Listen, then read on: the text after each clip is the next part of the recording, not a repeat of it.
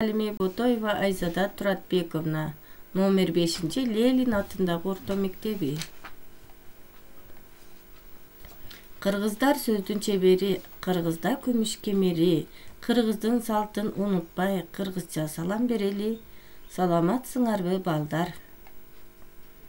Бүгүнкү биздин жаңы темабыз жаныбарлардын талашы. Сабактын максаттары: биринчи, сөздөргө лар, дын мүчөлөрүн туура улоо. Экинчи, жалкоолук жаман экенин түшүнүп, убакытты туура пайдаланууга үйрөнүү. Үчүнчү, тексттерди көркөм окуп, ролдошуп окуп, сөз байлыгыбызды өстүрүү. Балдар, келгиле жаңы сөздөр менен таанышып алалы. Мактанчак, мактанчак. Үй жумушу, үй жумушу. Тебенек, тебенек. Бул жаңы сөздөрдү сөздүк дептериңерге жазып алгыла. Балдар, эми тамашалуу ырды окуп чыгабыз. Кана коён.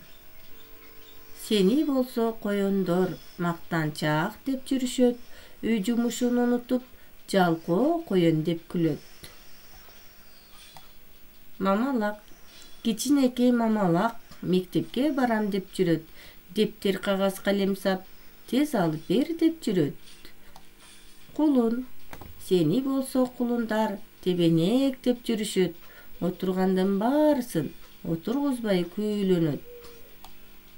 Торопой, кичинекей торопой, сени тентек деп жүрөт, сабактарга кечигип, уят кылат деп күлөт. Эми баарысы, эми болсо баарыбыз жалпы үлгү бололук, жаман экен дедирбей, жакшы атка конолук. Балдар, кана бул жаныбарларды орус тилинде да айтып көрөлү. Коён, зайыс, мамалак, медвежонок, кулун, жеребьонок, торопой, поросенок. Эми балдар, бул тамашалуу ырды ролдорго бөлүшүп окуйбуз. Кана. Асема коён, Ариет мамалак, Дастан кулун, жана Нурел торопой. Кана балдар, эми буну ролдошуп окуйбуз.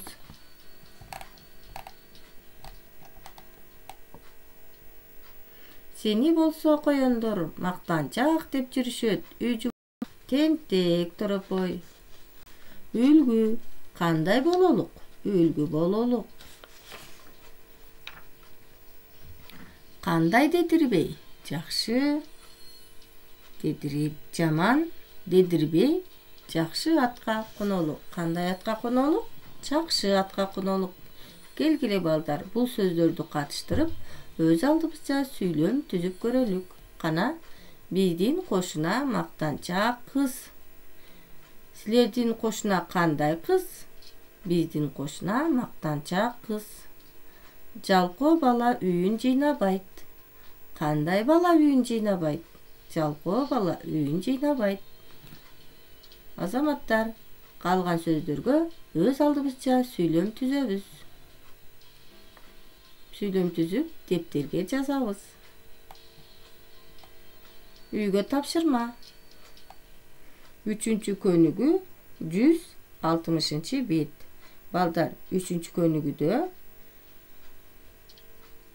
булар кандай жаныбарлар? Үлгү боюнча сүрөттөгүлө дейт. Демек биз коён, мамалак, торопой, кулунду сүрөттөп жазып келебиз. Сабакка катышканыңарга абдан кубанычтамын. Көрүшкөнчө саламатта кал.